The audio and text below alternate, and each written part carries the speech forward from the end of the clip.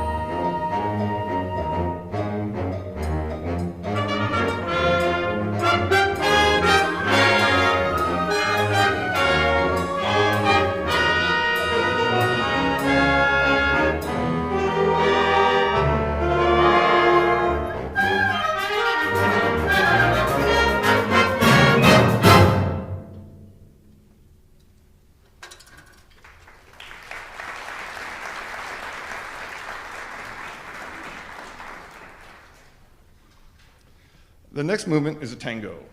It's extremely slow in tempo. It almost feels twice as fast as written. I'm listening to it, and before I had the score, I was going through it and conducting it, and I got the score, and I'm like, and I literally texted him, I'm like, really? Wouldn't it work if you just doubled the note values and made the tempo faster? And he goes, the guy who recorded it did that. He conducted the 8th note, which is the same thing. It ends up being the same math. And he said, it ruined the feel. Don't do it. And I'm like, I don't know. I really think it should. So I did that. I rewrote it. I rewrote the whole movement, doubled the note values, and increased the tempo. And it scrambled everything. It really does ruin the feel. So he's like, it should be slow, it should be sexy, it's a tango. It's like, okay, fair enough.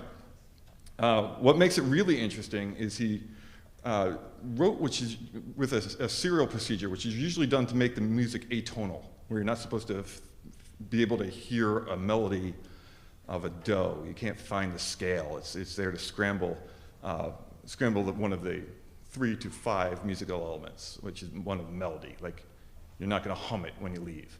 And he said, you don't have to write in serial procedure and have it be atonal. You can make it jazzy. And he said, well, you didn't write a 12-tone row.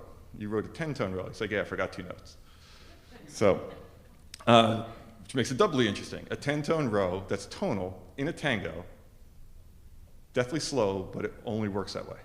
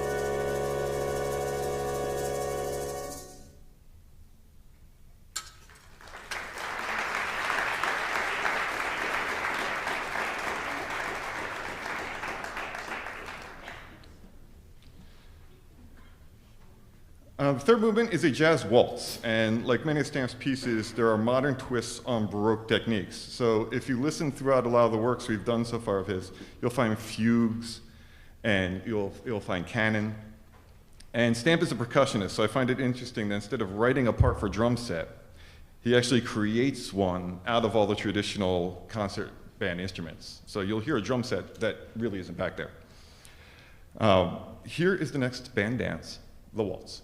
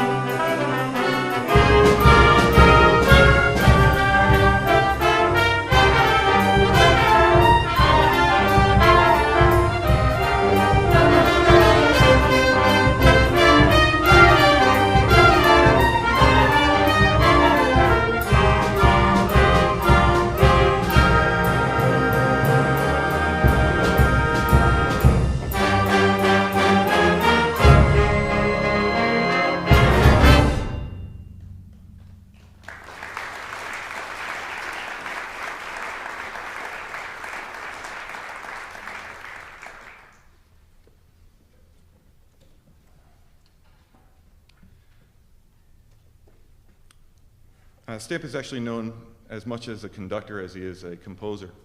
And he does conducting workshops for people. And anytime that there is one, I try to find where it was. And there was one in River Falls, Wisconsin.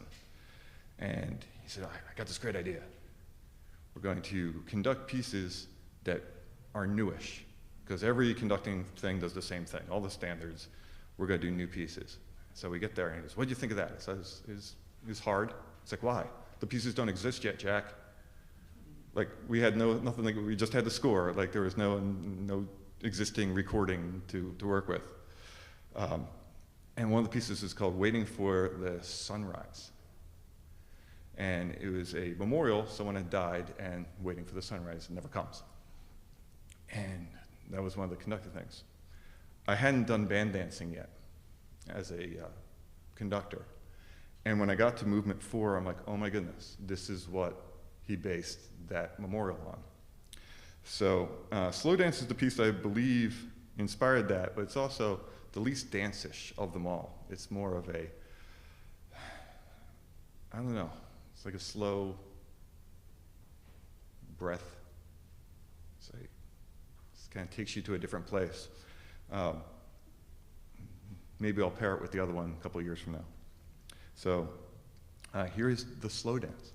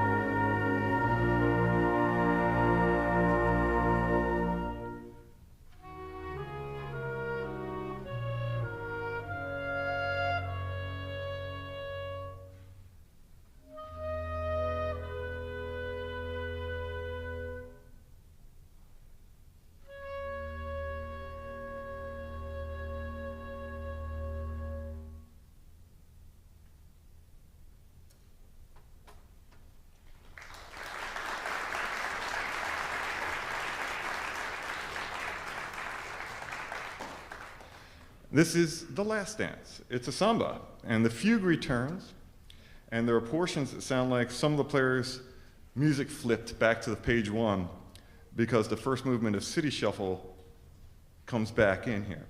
So we come full circle, it makes its return. So here is the last dance, the last movement of Bandancing.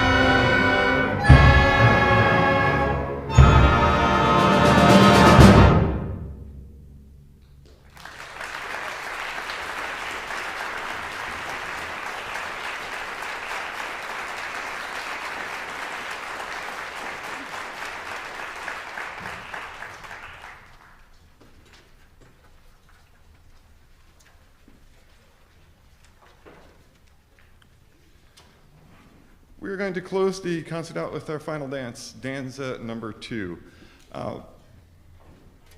Didn't know it at the time, probably forgot, but Jack Stamp actually commissioned the piece. It's written by a local Cherry Hill composer, Bruce Yurko. He wrote it as a student memorial for a 6-year member of the Indiana University of Pennsylvania's Honors Band. Although it's a memorial, it's written as an energetic celebration of life. If I didn't tell you that, you'd never know it was a memorial piece. I hope you enjoyed the amazing work of these students. So tonight we're going to close this concert with an absolute blast, Danza No. 2 by Bruce Yurko.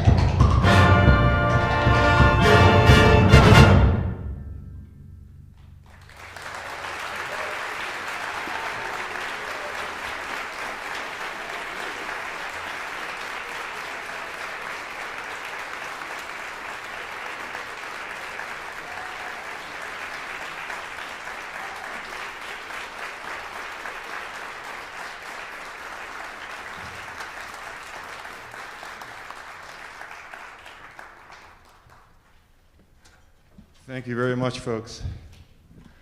The next concert is called Lit. It's based on pieces based on literature of sailors and whales based on Moby Dick.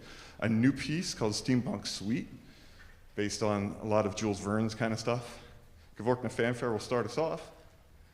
And there's a beautiful musical haiku, which I don't even know why it's called a haiku, but it's gorgeous. So hopefully you'll stay and see that in the winter. And the spring, we have a mother and child concert, which is heartbreaking and adorable and awesome.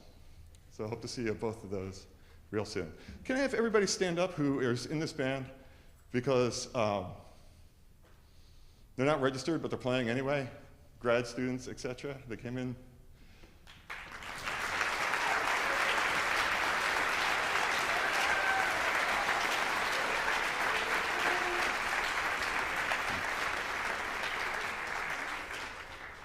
They're a real treat, and we try to work. I mean, none of these guys will probably major in music.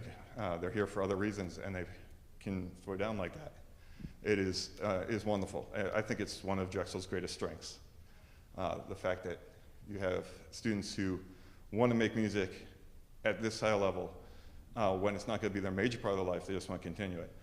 So for me, it's like, oh wow, I get 13th, 14th, 15th, 16th grade. This is awesome. Because most of my students weren't going to be musicians, but they wanted to play in the high school band. And these guys are just amazing. I just love working with them. So hopefully they know that. Hopefully they had a good time. Hopefully they'll keep me. I love them dearly. So I'm going to give them to you in a bit. We have a lot of tidying up to do. But thank you for coming, and I hope you enjoyed the show.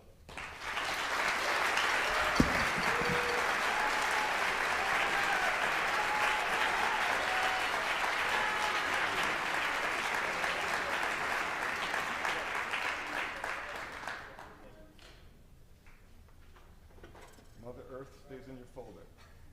Gavorkna stays in your folder. Circle of Force stays in your folder. Any copies that we were playing with can be stay or get rid of.